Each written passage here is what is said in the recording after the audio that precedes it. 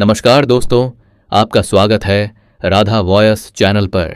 आज हम आपको सुनाने जा रहे हैं एक ऐसी रहस्यमयी कथा जिसे सुनकर आप भी कह उठेंगे, वास्तव में हर घटना के पीछे ईश्वर की लीला होती है।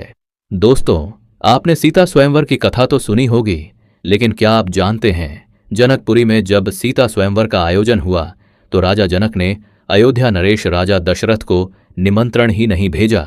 क्यों? क्या कोई बैर था या इसके पीछे कोई ऐसी रहस्यमयी घटना थी जिससे राजा जनक डर गए थे? आइए जानते हैं वह अद्भुत कथा। अगर आप पहली बार हमारे चैनल पर आए हैं तो चैनल को लाइक करें, सब्सक्राइब करें और बेल आइकन जरूर दबाएं ताकि ऐसी ही अद्भुत और दुर्लभ कहानियां आपको रोज सबसे पहले मिलें। जनकपुरी में घटी एक विचित्र घटना। एक बार राजा जनक के राज्य में एक व्यक्ति का विवाह हुआ। विवाह के बाद वह नवविवाहित युवक अपनी पत्नी से मिलने ससुराल की ओर जा रहा था। रास्ते में वह बहुत खुश था, नए वस्त्र, नए जूते और चेहरे पर मुस्कान। लेकिन अचानक रास्ते में उसे एक दलदल मिला और उस दलदल में एक गाय फंसी हुई थी जो मरने की दशा में थी। वह व्यक्ति रुक गया। दिल ने कहा, इसे बचा लो, परंतु दूसरे ही क्षण अहंकार ने कहा, मेरे कपड़े खराब हो जाएंगे, जूते गंदे हो जाएंगे, फिर ससुराल में क्या इज्जत रह जाएगी। और इसी सोच में उसने गाय की पीठ पर पैर रखकर दलदल पार कर लिया। गाय ने करुण स्वर में कहा, हे मनुष्य, तूने अपनी ससुराल जाने के लिए मेरे ऊपर पांव रखा। जा, जिस स्त्री के लिए तू जा रहा है तू उसे देख नहीं पाएगा, और यदि देखेगा तो वह तेरी दृष्टि के सामने ही मृत्यु को प्राप्त हो जाएगी। इतना कहकर गाय ने अपने प्राण त्याग दिए। श्राप की पीड़ा वह व्यक्ति सन्न रह गया। उसे पछतावा हुआ, पर अब क्या हो सकता था। फिर भी वह ससुराल पहुंचा, पर द्वार पर बैठ गया, घर के भीतर नहीं गया। पत्नी को बुलाने पर भी उसने नजर नहीं उठाई। पत्नी ने पूछा, आप मुझसे नजर क्यों नहीं मिला रहे? वह बोला, रास्ते में एक गाय ने मुझे शाप दिया है, अगर मैंने तुम्हें देखा तो तुम्हारी मृत्यु हो जाएगी।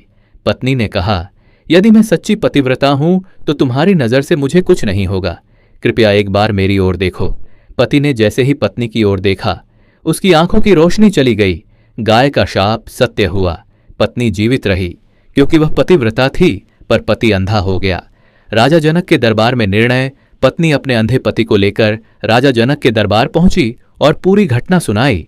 राजा जनक ने राज्य के सभी विद्वानों, पंडितों और ब्राह्मणों को बुलाया। उन्होंने समाधान मांगा, क्या कोई उपाय है जिससे इस व्यक्ति की दृष्टि लौट सके?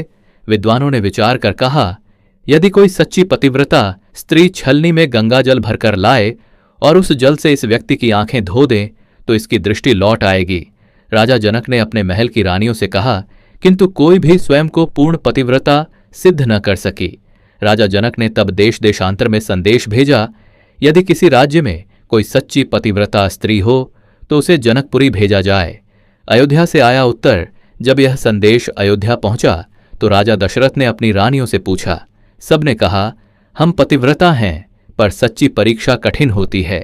तब एक सफाई करने वाली महिला ने आगे बढ़कर कहा, राजन, मैं अपने पति के प्रति पूर्ण निष्ठावान हूं।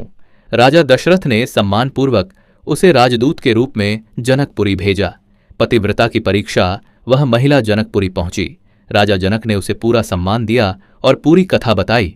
महिला ने कहा, हे राजन, यदि मैं सच्ची पतिव्रता हूं तो गंगा माता मेरी परीक्षा अवश्य लेंगी।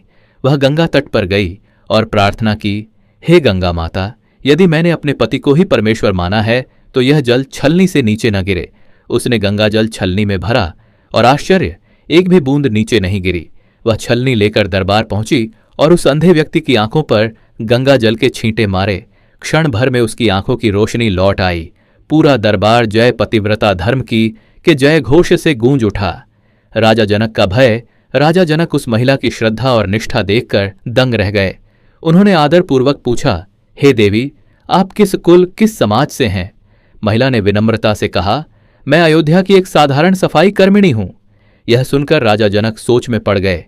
यदि अयोध्या की एक निम्न वर्गीय स्त्री इतनी महान पतिव्रता है तो वहां की रानियां, वहां के राजकुमार कितने श्रेष्ठ होंगे। उनके मन में भय उत्पन्न हुआ। यदि राजा दशरथ ने भी अपने किसी सेवक या अनुचर को स्वयंवर में भेज दिया और उसने शंकर जी के धनुष को उठा लिया तो क्या मेरी कन्या किसी निम्न कुल में विवाह करेगी? इसी भय और सम्मान के कारण राजा जनक ने अयोध्या को निमंत्रण नहीं भेजा, परंतु विधाता की लीला। किंतु कौन टाल सकता है विधाता की लेखनी। वही हुआ जो होना था। अयोध्या के राजकुमार राम अपने गुरु विश्वामित्र के साथ वन में विचरण करते हुए जनकपुरी पहुंचे और शंकर धनुष को उठाकर तोड़ दिया। इस प्रकार भगवान श्री राम और माता सीता का मिलन हुआ। यह वही मिलन था जिसे स्वयं ब्रह्मा ने रचा था। दोस्तों, यह कथा हमें सिखाती है कि किसी की महानता उसके जन्म या कुल से नहीं, बल्कि उसके कर्म और निष्ठा से होती है, और यह भी कि ईश्वर की योजना को कोई नहीं बदल सकता। बोलो जय श्री राम। अगर आपको यह कथा पसंद आई हो तो वीडियो को लाइक करें, अपने विचार कमेंट में लिखें, और ऐसी ही अद्भुत कथाएं सुनने के लिए राधा वॉयस चैनल को सब्सक्राइब करें, जरूर करें। धन्यवाद। जय सिया राम।